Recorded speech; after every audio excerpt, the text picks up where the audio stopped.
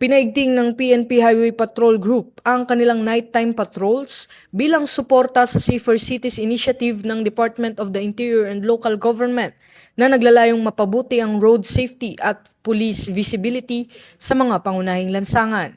Sinimulan ang mas pinaigting na operasyon noong ika-13 ng Abril sa Rojas Boulevard, kung saan maigpit na ipinatutupad ang Republic Act 4136 o Land Transportation and Traffic Code. Sa isang operasyon, personal ng sinita ng HPG Director ang isang pampasaherong jeepney na bumibiyahe ng walang ilaw, isang paglabag na maaaring magdulot ng aksidente. Samantala, iniulat ng PNP na umabot sa 75,492 ang naitalang mga lumabag sa iba't ibang ordinansa sa buong National Capital Region mula ika-6 ng Abril hanggang ika-13. Sa bilang na ito, 7,235 ang naitala noong ika-13 ng Abril lamang.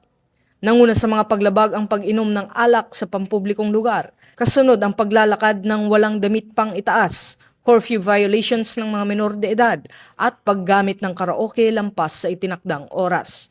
Ito ang bagong PNP para sa bagong Pilipinas, serbisyong mabilis, tapat at nararamdaman.